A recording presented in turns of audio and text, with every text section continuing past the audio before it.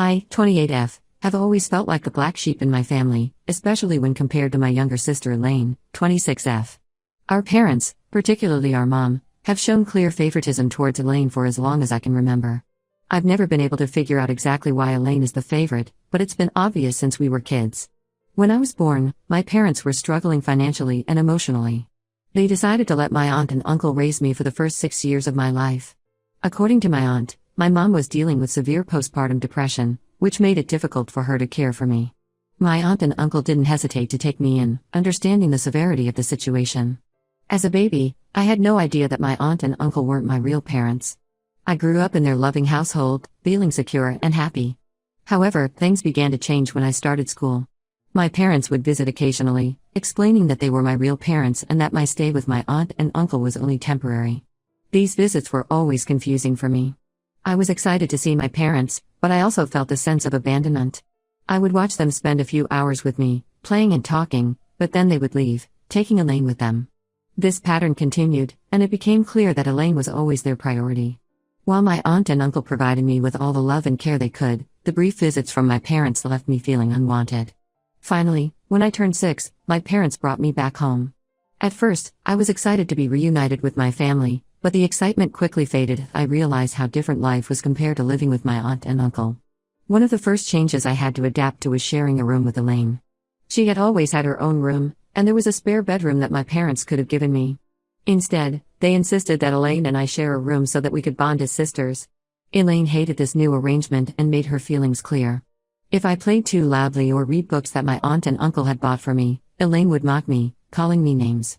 Whenever I tried to decorate my side of the room, Elaine would scoff and call me childish. If I brought home a good grade from school and excitedly showed it to my parents, Elaine would roll her eyes and sarcastically call me the teacher's pet. When I practiced playing the guitar my aunt and uncle had gifted me, Elaine would tell me I sounded awful and should give up. Even small things like how I organized my toys or the way I talked about my day became reasons for Elaine to ridicule me. With time, I realized that the things I enjoyed doing became points of contention. The warmth and acceptance I had felt at my aunt and uncle's home was replaced with a constant sense of tension and conflict. Elaine had a problem with everything I did, and it made me self-conscious. Imagine your younger sister, someone you wanted to bond with, making fun of you for every small thing. It made me start doubting myself. I was too young to understand that what Elaine was doing was bullying. I thought maybe I was the problem and just wanted to fit in with my family. I stopped reading my books at home and would only read them at school. I stopped playing my guitar altogether. I did all of this hoping that maybe Elaine would accept me if I changed. Unfortunately, no matter how much I tried to adapt and fit in, Elaine's attitude towards me didn't improve. The more I tried to please her, the more I felt like I was losing parts of myself. Even when I stopped doing all the things that annoyed Elaine, she would find new ways to mock me. I remember in my early teens, I developed acne due to hormonal changes. Elaine would constantly tell me how ugly I looked and that my face was disgusting. Hearing this was so hurtful that I would cry and go to our parents. Instead of supporting me and telling Elaine off, my mom would tell me to stop crying and toughen up. Dad wasn't much help either, he would try to stay out of it. Mom would tell me how I needed to stand up to my sister instead of coming to her. As a result of Elaine's bullying and my parents' inability to make me feel safe and loved, I felt confused and isolated. I longed for the nurturing environment I had with my aunt and uncle, where I had always felt valued and understood. My aunt and uncle did come to visit whenever they could, and when they did, they would try to gently talk to Elaine and tell her not to trouble me, but she never paid them any attention. As I grew older, I slowly became a very angry teenager. I remember that even though Elaine was younger than me, she was more popular at school, and she didn't like that I was starting to make friends. She would try to sabotage my friendships by spreading rumors about me. This time, instead of asking my parents for help, I started standing up for myself. I would confront her about the rumors and tell my friends the truth. Elaine would complain to our parents, and I would sometimes get scolded, but I still felt a mix of satisfaction and guilt for retaliating. The last straw that proved to me exactly how much my parents favored Elaine over me was during my high school graduation. I had worked hard throughout high school and was graduating with honors. I wanted my parents' support and presence at the ceremony, hoping for their pride and encouragement. However, just days before the ceremony, my mother informed me that Elaine had a dance recital scheduled on the same day. Despite my graduation and her recital being hours apart, Elaine wanted my parents to attend her full dress rehearsal, and according to my mother, she needed them more. My mother assured me that my dad would be there to support me. Though disappointed, I resigned myself to the idea that at least one parent would be there for me. On the day of the ceremony, I was shocked when even my dad didn't show up. Apparently, my mom had called him urgently, saying Elaine was having a panic attack before her rehearsal and needed him there to calm her down. Dad chose to rush to Elaine's side instead of coming to my graduation. When I walked up to receive my diploma, I remember seeing no familiar face in the audience cheering me on. I felt nothing but a profound sense of loneliness and abandonment.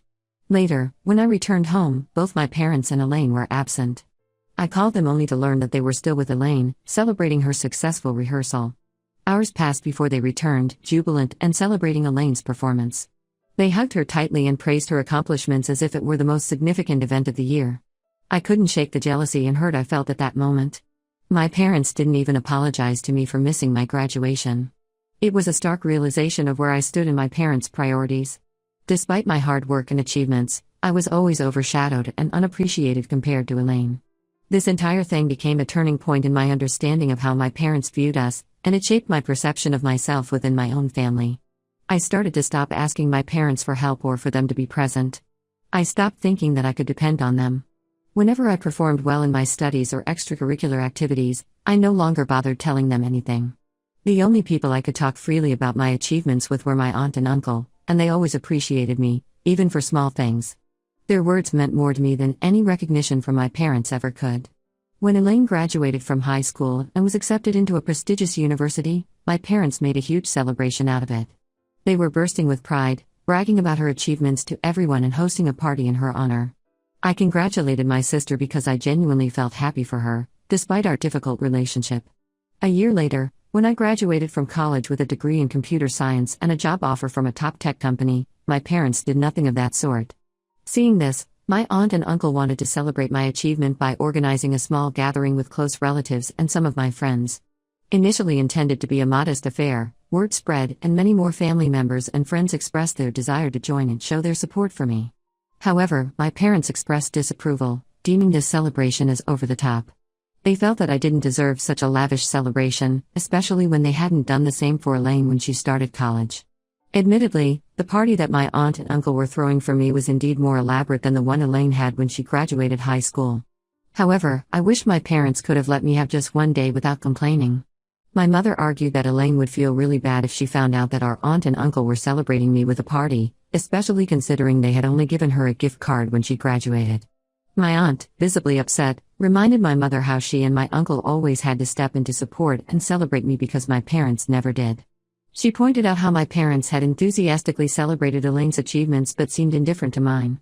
My uncle echoed her sentiments, questioning why there was a double standard in celebrating their children's successes. In response, my parents defended themselves, arguing that it was challenging to balance celebrations for two children and that their focus had naturally been on Elaine's milestones since she was the youngest. They claimed their hands were full and that they couldn't do everything for both of us equally. My mother further justified that just because they didn't celebrate me enough didn't mean that they didn't love me. Thankfully, my aunt and uncle were not convinced. My uncle argued back passionately that being parents meant being there for both children, not just one. He criticized my parents for not treating me with the same enthusiasm and support they always showed Elaine. In the end, my parents had no argument to stand on, so I did end up having a big party, just as my aunt and uncle wanted me to have. I had invited Elaine to attend, but she told me she was too busy with college preparations to attend a silly little party. For years, my parents continued to show their favoritism towards Elaine, even when we were both adults. It's also particularly evident in how they treat us and our significant others. While Elaine and her boyfriend were always warmly welcomed to our family gatherings, I felt increasingly excluded, especially after I started dating my boyfriend, Jake.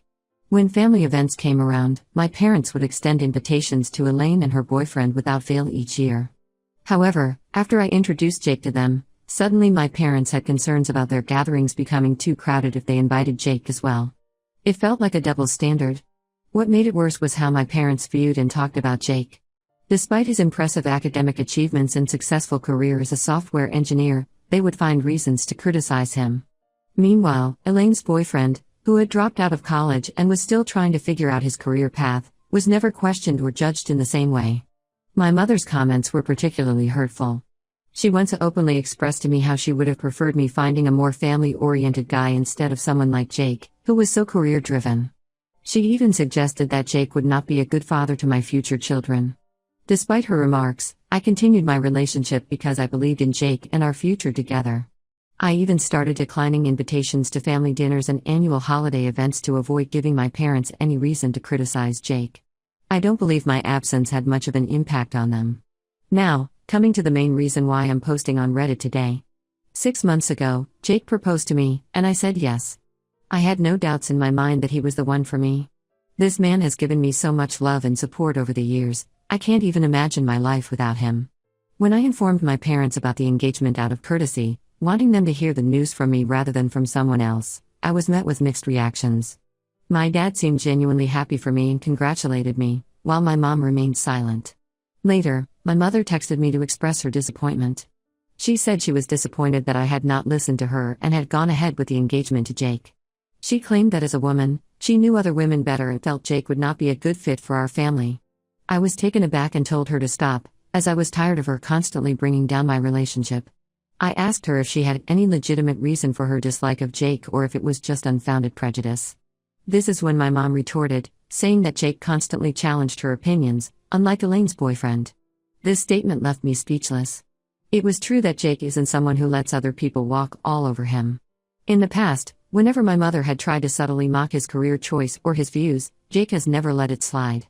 This is one of the things I admire about Jake, he stands up for himself. He's aware of our family's history, and unlike me, he doesn't hesitate to assert himself with my mother. However, Jake has never been outright disrespectful, his responses are typically polite but firm. It was clear to me then that my mother's issue with Jake was not based on any real behavior or character flaw, but rather on her discomfort with someone who wouldn't simply agree with everything she said. I told my mother that I didn't feel what Jake did was wrong in any way and that I wished I was more assertive like him. My mother retorted that Jake was a bad influence and that he was changing me too much. I paid little attention to my mother's criticisms and continued enthusiastically planning my wedding with Jake. 2 months ago, I sent out wedding invitations to everyone, including Elaine. Despite not receiving any congratulations from Elaine after the engagement, I still harbored no ill feelings and extended an invitation to her for the wedding. To my surprise, Elaine declined the invitation without any explanation, which disappointed me somewhat.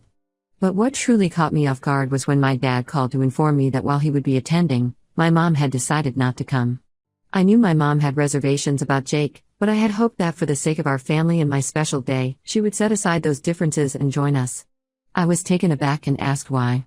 My dad explained that Elaine had apparently planned a surprise birthday party for her boyfriend on the very same day, which my mom was going to attend instead of my wedding.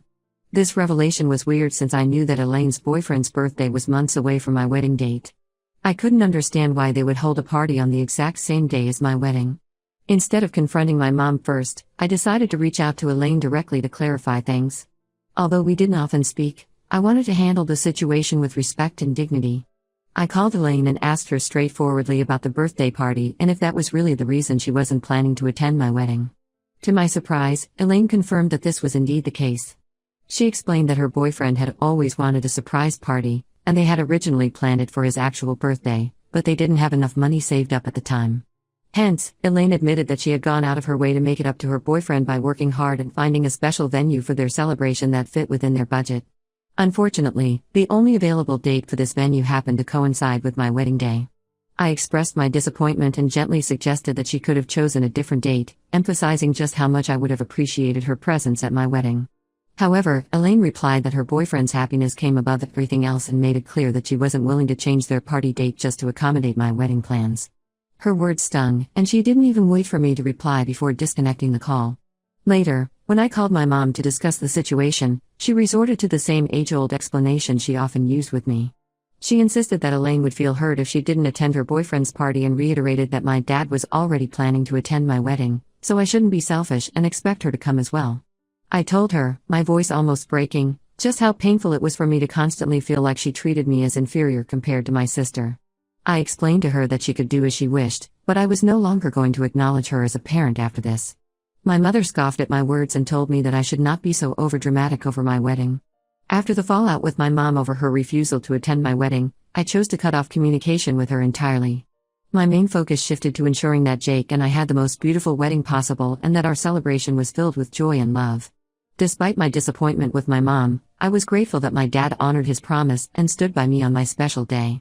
When Jake and I finally tied the knot, my aunt and uncle, who had already anticipated my mom's absence despite their urging, were understandably upset and disappointed. They had even warned my mom beforehand, emphasizing the importance of her presence. The fact that she still chose not to come struck a deep chord with them. What made matters worse was when Elaine uploaded pictures from her boyfriend's surprise party, where my mother could be seen dancing and drinking as if she didn't have a care in the world. The issue wasn't what she was doing, but the way they both seemed to flaunt their disregard for my feelings about their absence from my wedding. My mom never once called me or Jake to check up on us or congratulate us throughout the whole day. Post-wedding, my aunt and uncle didn't hesitate to confront my mom about her absence from my wedding. They didn't hold back, expressing their disappointment in her behavior and didn't mince words while telling her plainly that they were fed up with how poorly she had treated me over the years. They told her that they had given her more than enough chances to be a good mother, but she clearly only cared about Elaine. They went as far as to threaten her with consequences, including potentially removing her from their will. When Mom tried to argue back with them, saying how Elaine's boyfriend's party was important too, they informed her that they would make sure that I got every penny of their inheritance since I deserved it more than her. This was a huge thing to be said by my aunt and uncle, and completely unexpected. My mom, who had been struggling to justify her absence at my wedding until then, found herself in a tough spot after hearing this. After her confrontation with my aunt and uncle, she called me, pleading for forgiveness. Mom expressed disbelief at how missing my wedding had escalated into such a fiasco. During our brief talk, she lamented how unfair it would be if I received my aunt and uncle's inheritance instead of her. She urged me to persuade them not to proceed with any decisions related to their estate. Clearly, she was more concerned about inheriting money than fixing our strained relationship. Hence, I didn't engage in much conversation with her as I was on my honeymoon and wanted to preserve my mood.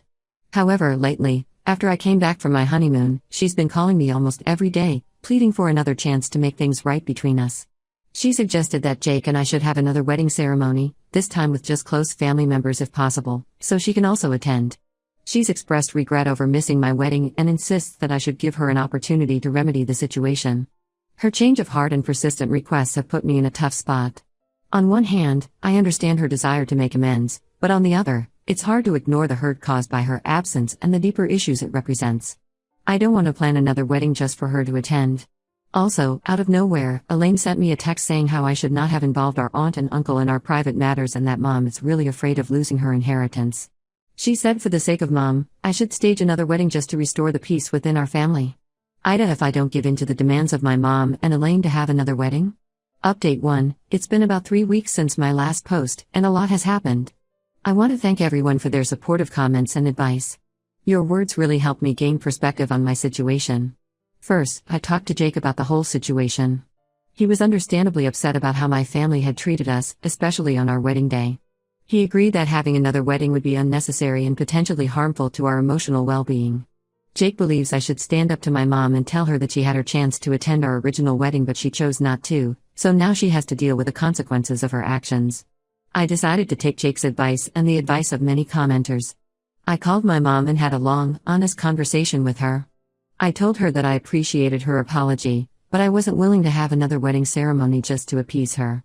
I explained that her absence at my wedding was just the tip of the iceberg, it was a culmination of years of favoritism and neglect. My mom tried to defend herself, saying she always loved me but found it difficult to connect with me after I lived with my aunt and uncle for so long. She claimed that she felt like she didn't know how to be a mother to me and that's why she gravitated towards Elaine. I told her that while I could understand her struggle, it didn't excuse her behavior over the years. I also addressed the inheritance issue. I made it clear that I had no intention of influencing my aunt and uncle's decision about their will. I told her that their choice was their own, and if she wanted to change their minds, she needed to speak to them directly and work on repairing her relationship with them. The conversation ended with my mom in tears, begging me to reconsider. I stood my ground and told her that while I was open to working on our relationship in the future, I needed time and space to heal. I also made it clear that any reconciliation would need to include acknowledgement of past hurts and a genuine effort to change. After my conversation with my mom, I received an unexpected call from Elaine. To my surprise, she wanted to meet up and talk. Curious about what she had to say, I agreed to meet her at a local cafe. When we met, Elaine seemed nervous and uncomfortable. She started by apologizing for missing my wedding and for her behavior over the years. She admitted that she had always been jealous of the close relationship I had with our aunt and uncle, and that she felt like she had to compete for our parents' attention. Elaine then dropped a bombshell. She revealed that she and her boyfriend had broken up shortly after his surprise party. Apparently, the stress of planning the party and the guilt of missing my wedding had put a strain on their relationship. She confessed that she regretted prioritizing the party over my wedding and that she wished she could turn back time. I was shocked by Elaine's confession and honesty. For the first time in years, I saw vulnerability in my sister. We ended up talking for hours, sharing our perspectives on our childhood and our relationship with our parents. Elaine admitted that she had often felt pressured by our mom to be perfect and that she resented me for seemingly having an escape with our aunt and uncle. While this conversation didn't erase years of hurt, it felt like a step in the right direction. Elaine and I agreed to work on our relationship and to be more open and honest with each other in the future. However, just as things seemed to be looking up with Elaine, I received some troubling news from my aunt and uncle. They called to inform me that my mom had shown up at their house, demanding to know why they were planning to leave their inheritance to me. Apparently, she had accused them of trying to buy my love and loyalty with money. My aunt and uncle were upset by my mom's behavior and accusations. They reassured me that their decision about their will was based on their love for me and their disapproval of how my parents had treated me over the years. They also mentioned that my mom had threatened to contest the will if they went through with their plan. This situation has created a new layer of tension in the family. I feel guilty that my aunt and uncle are facing such stress because of me, even though I know it's not really my fault. I'm also worried about how this might affect my budding reconciliation with Elaine. Jake has been incredibly supportive throughout all of this.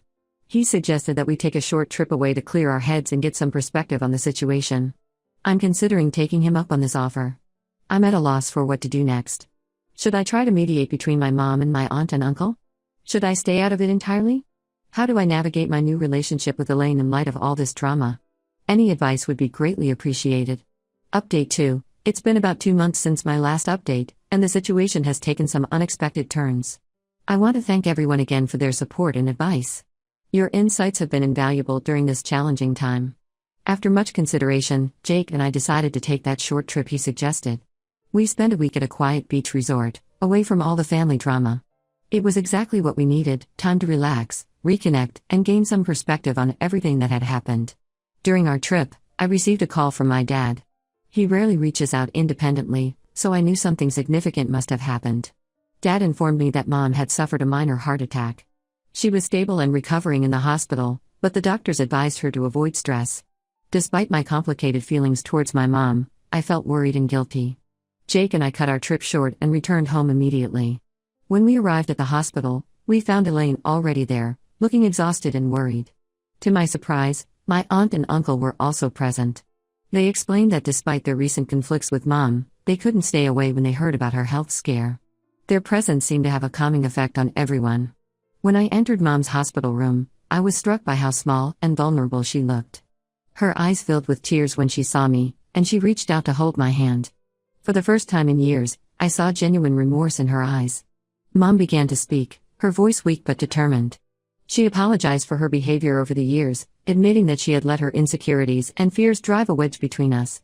She confessed that she had always felt inadequate as a mother, especially after giving me to my aunt and uncle for those early years. Instead of working to overcome those feelings, she had channeled her energy into Elaine, creating an unhealthy dynamic in our family. What she said next shocked me. Mom revealed that she had been seeing a therapist for the past month, trying to work through her issues and understand why she had treated me the way she did. She said that her heart attack had been a wake-up call, making her realize that she needed to make things right before it was too late. Elaine, who had been listening silently, suddenly burst into tears. She apologized for her role in the family dysfunction, admitting that she had often taken advantage of Mom's favoritism instead of standing up for me. She expressed regret for missing my wedding and for not being a better sister over the years. As we talked, years of pent-up emotions came pouring out. There were tears, accusations, and painful truths shared. But for the first time, it felt like we were all truly listening to each other. In the midst of this emotional conversation, my aunt and uncle joined us. They shared their perspective on the situation, explaining why they had made the decision about their will. They emphasized that it wasn't about playing favorites, but about trying to right what they saw as years of imbalance in the family. To everyone's surprise, Mom asked my aunt and uncle to keep their original plan for the will. She said that she now understood why they had made that decision and that she no longer wanted to contest it. She acknowledged that her behavior had been driven by fear and greed rather than love and concern for me. This conversation marked a turning point in our family dynamics. While it didn't erase years of hurt and resentment overnight, it opened the door for honest communication and healing. We all agreed to attend family therapy sessions to work through our issues and learn healthier ways of relating to each other. As for Jake and me, we're cautiously optimistic about these developments. We've decided to maintain healthy boundaries with my family while giving them a chance to prove that they're serious about change. Jake has been incredibly supportive throughout this process, reminding me that it's okay to protect myself emotionally while also being open to reconciliation. I know we have a long road ahead of us, but for the first time in years, I feel hopeful about my relationship with my family. It's a strange mix of emotions, relief, anxiety, hope, and lingering hurt. But I'm committed to working through these feelings and giving my family a chance to make things right. Thank you all for your support and advice throughout this journey. Your words have given me strength and clarity during some of the most challenging moments. I'll keep you updated on how things progress. Update 3. It's been 6 months since my last update, and I wanted to share how things have evolved in my family. The family therapy sessions we agreed to attend have been challenging but incredibly beneficial. We've had moments of breakthrough and setbacks, but overall, I can see a positive change in our family dynamics. My mom has continued with her individual therapy alongside our family sessions. She's made significant progress in understanding her past behaviors and working on changing them. There have been difficult conversations where she's had to confront the pain she caused me over the years, but she's shown a genuine commitment to making amends. Elaine and I have been working on rebuilding our sisterly bond. We've started having regular sister dates where we catch up and share our lives with each other. It's been nice to discover the person my sister has become without the cloud of resentment and competition hanging over us. My dad, who had always been somewhat passive in family conflicts, has also stepped up. He's acknowledged his role in enabling the dysfunction in our family and has been actively working on being more present and supportive. As for my aunt and uncle, they've been incredibly supportive throughout this process. They've participated in some of our family therapy sessions, helping to provide context and perspective on our family history. They've also maintained their decision about their will, but it's no longer a point of contention in the family. Jake has been my rock through all of this. He's been patient and understanding, offering support when I need it and space when things get overwhelming. His presence has been a constant reminder of the healthy, loving relationship I deserve. One of the most significant developments came last month when my mom approached Jake and me with an idea. She suggested that we renew our vows on our first wedding anniversary, with a small ceremony including our immediate family and closest friends. Unlike her previous suggestion of a second wedding, this felt genuine and not driven by guilt or ulterior motives. After discussing it thoroughly, Jake and I agreed. We saw it as an opportunity to celebrate our love and the progress our family has made. The ceremony was intimate and beautiful, filled with emotion and sincerity. Seeing my mom, dad, and Elaine there, genuinely happy for us, was a moment I'll cherish forever. I won't pretend that everything is perfect now. We still have our moments of tension and old habits sometimes resurface. But the difference is that now we have the tools and the willingness to address these issues head-on. I've learned that healing family relationships is a long, ongoing process. It requires patience, forgiveness, and a commitment from all parties involved. While I'm cautiously optimistic about the future of my family relationships, I'm also proud of the boundaries I've maintained and the personal growth I've achieved through this journey. Thank you all for your support and advice throughout this challenging time. Your words have been a source of strength and clarity. While our family story is still being written, I feel hopeful about the chapters to come.